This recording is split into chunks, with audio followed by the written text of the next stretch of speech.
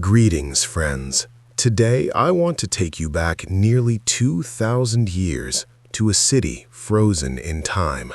A city where people were eating dinner, shopping in markets, laughing with friends, completely unaware that in just a few hours, their entire world would end. This is the story of Pompeii. Not just how it was destroyed, but how ordinary people lived their final moments, step by step. In the year 79 AD, Pompeii was a thriving Roman city located near the Bay of Naples in present-day Italy. It was home to nearly 20,000 people, merchants, soldiers, craftsmen, slaves, nobles, and families. The city was rich, colorful, and full of life. Pompeii had stone-paved streets, public baths, theaters, temples, bakeries, and markets. Water flowed through fountains. Walls were decorated with paintings. People enjoyed wine, music, gambling, and festivals.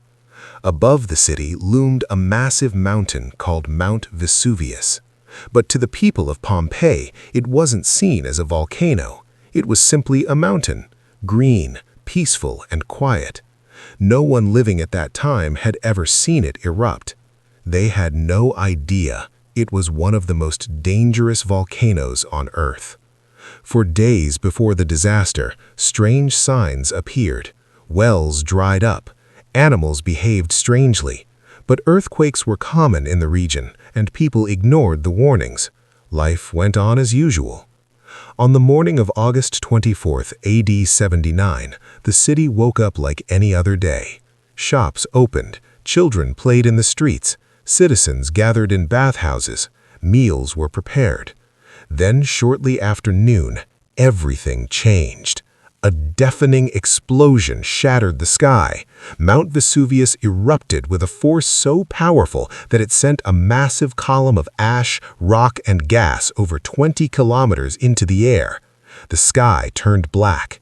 From Pompeii, people looked up and saw what appeared to be a giant pine-shaped cloud rising above the mountain.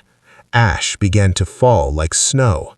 At first, many residents were confused, but not panicked. They covered their heads with cloth and continued their routines. Some believed the eruption would pass. They were wrong.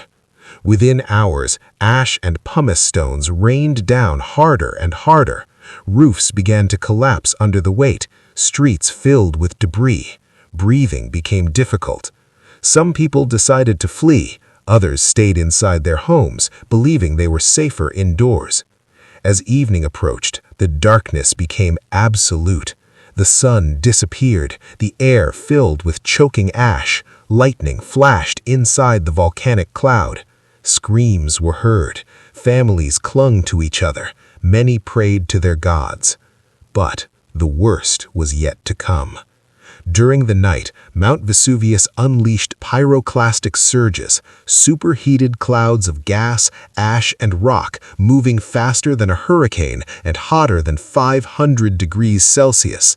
These clouds didn't just bury the city, they killed instantly. At around 1 a.m., the first surge hit the outskirts of Pompeii. By early morning, multiple surges swept through the city. People who had survived the ashfall were caught in seconds. They didn't burn, they didn't suffocate slowly, their bodies shut down immediately. Entire families died where they stood, in streets, in doorways, in beds. Pompeii was buried under more than 6 meters of volcanic material. By sunrise, the city was gone. No cries, no movement, no life. Pompeii had vanished from the world. Nearby cities weren't spared either. Herculaneum was struck by even hotter surges, vaporizing people instantly. Pliny the Elder, a Roman admiral and scholar, attempted to rescue survivors by sea, but he died after inhaling toxic gases. After the eruption, survivors fled the region. The Roman Empire moved on. Pompeii faded into legend. Over time, its exact location was forgotten. For nearly 1,700 years, Pompeii lay hidden beneath ash and soil. Then, in the 1700s, workers digging near Naples uncovered strange walls and frescoes. Archaeologists soon realized they had discovered an entire Roman city, perfectly preserved. What they found shocked the world. Houses still contained furniture.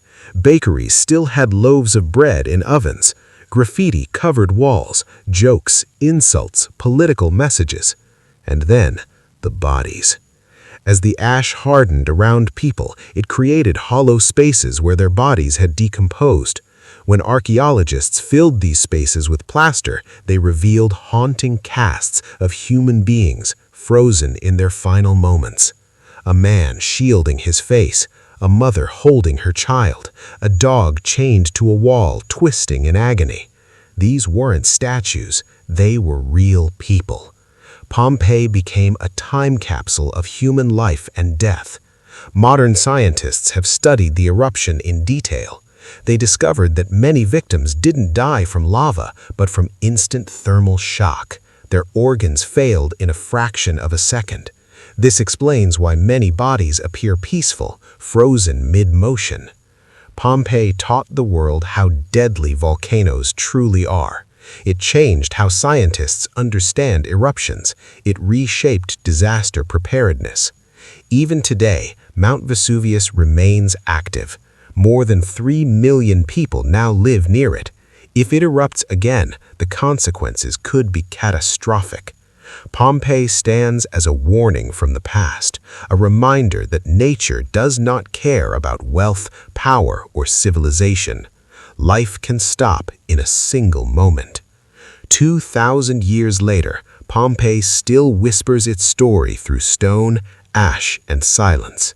A city that never finished its day, a civilization frozen in time, a reminder that humanity is never truly in control.